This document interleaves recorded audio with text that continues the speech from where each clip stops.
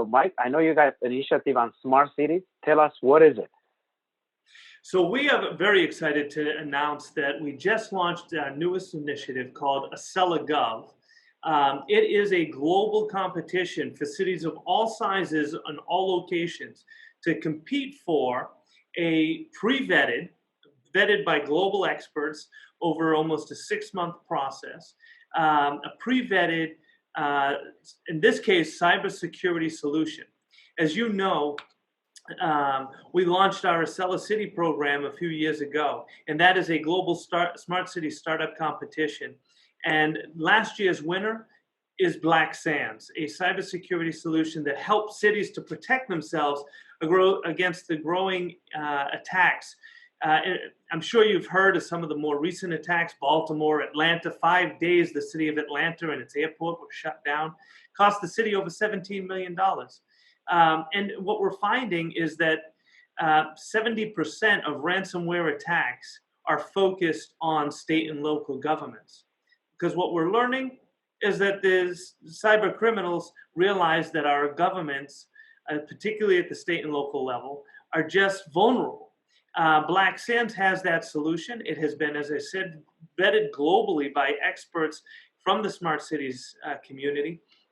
And this Acela Gov opportunity is available to any city to get that solution for a free paid pilot for the rest of 2020. So it'll give that city an opportunity to test this as a solution. The deployment protects the city against protects any vulnerabilities, I should say, the city may have for all of its IoT devices. Another statistic is very interesting, is that every single month, more than 5,000 IoT devices are actually attacked each month. So the more IoT devices a city has, the more vulnerable it is, unless they have a solution like Black Sands in place to protect not only the city, but its citizens, its businesses, its visitors, and the rest. So we're excited about it. Got it. It's a multiple-step process. Right now, any city can go to www.aceligov.com, or you can link to it through the leadingcities.org website. And there is an application or a nomination opportunity.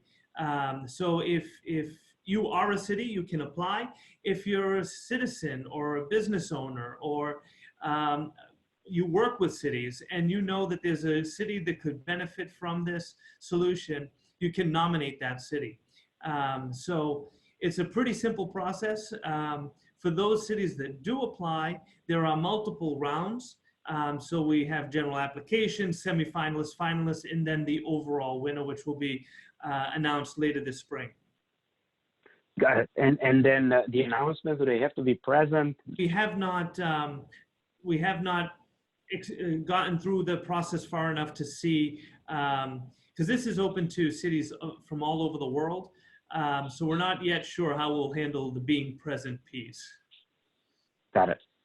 All right, stay tuned as we follow the contest as we get closer to multiple. How many cities are you expected, by the way? I forgot to ask. Actually, we don't know. I can tell you in just the first few days since we launched, we already have some completed applications, and we've had inquiries from, like direct email inquiries from over 40 cities, and we've had website visits into the hundreds. So it's obviously getting some attention, and I think in large part it's because of the threat that cyber attacks present for cities. I mean, just the average cyber attack costs a city $3.2 million. So if a city can get a free paid pilot program in place to test a real solution that protects them, then it's kind of a no-brainer. So I'm expecting that we'll have a good turnout. Yeah, thank you, Mike, and I appreciate all the work you do to accelerate the rate of adoption of technology or innovative solutions that make cities smarter or less vulnerable. And you know, that's the mission of Leading Cities, right? You just summed it up perfectly. I mean, what we try to do, and when AcelaGov is certainly no exception to that. In fact, its purpose is to reduce the perceived risk and cost of innovating in cities. So what we really want to do is make it easier for cities to implement these projects. That's why we put the solution through such a long vetting process.